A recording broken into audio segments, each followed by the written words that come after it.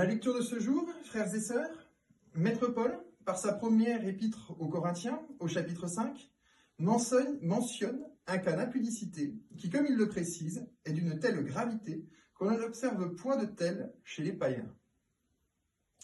Il est question ici d'un homme qui semble entretenir quelques liens charnels déplacés avec la femme de son propre père, ce qui implique qu'elle soit au mieux sa belle-mère, mais au pire des cas, sa propre mère.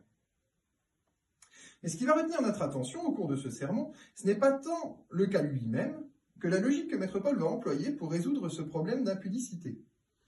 Il est bien entendu question pour lui de faire valoir la justice, d'une part, et de sauver les âmes des fautifs, aussi, d'autre part. Maître Paul va donc commencer par établir un fait essentiel. Cet homme doit être, en un premier temps, puni, et ce, pour deux raisons. Il ne faudrait pas que la corruption qui le touche, pour la première règle, s'étende au reste de la communauté, car cela aurait des conséquences dramatiques du type de celles que l'on peut observer en nos contemporaines sociétés décomplexées. L'autre raison serait quant à elle celle de l'exemple à donner. En effet, si l'on ne condamne point le mal, comment inciter les enfants en Christ à faire le bien ? C'est un concept méritocratique. Pour qu'une communauté soit vertueuse, il faut bien évidemment que le bien, ainsi que les efforts, soient récompensés, et que le mal et les mauvais comportements soient sanctionnés. C'est du bon sens, même si à notre époque toujours, nous avons tendance à l'oublier.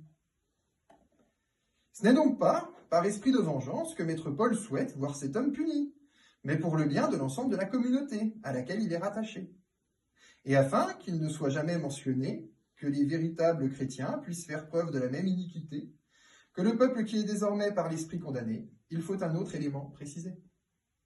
Cet élément, c'est le salut de notre homme fautif, qui n'est pas à négliger. Car en matière de véritable justice divine, les notions de gagnant et de perdant ne sont pas considérées, car seul compte qu'un maximum soit sauvé.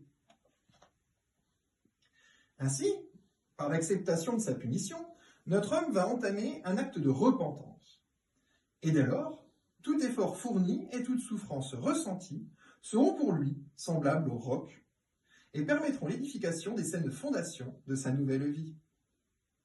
Car une fois sa peine, c'est-à-dire ici, dans ce cas concret, son exil enduré, au détriment de sa propre chair, qui fut, rappelons-le, l'outil de son péché, notre homme sera pardonné par notre Seigneur, car il est parfaite charité, et donc par nous également. Car rappelez-vous que ce n'est pas le ressentiment qui nous sauvera le jour de notre propre jugement. C'est pourquoi, en ce dimanche, frères et sœurs, je souhaiterais vous rappeler qu'aucun avenir n'est possible sans justice et équité. De même, à l'inverse, aucun salut n'est offert aux rancuniers. C'est pourquoi vous devez d'être éclairés par l'esprit raisonnable que notre Seigneur vous a confié, en tout ce que vous faites, afin de ne pas tomber en une vision tunnel qui ne manquerait pas de vous faire vous arrêter à l'une de ces deux extrémités, qui tentent à nous faire demeurer, comme toujours, en l'animalité. Oui, cette même animalité qui fit pécher cet homme qui s'est vu juger au cours de ce cas qui, par Maître Paul, nous fut aujourd'hui présenté. Amen.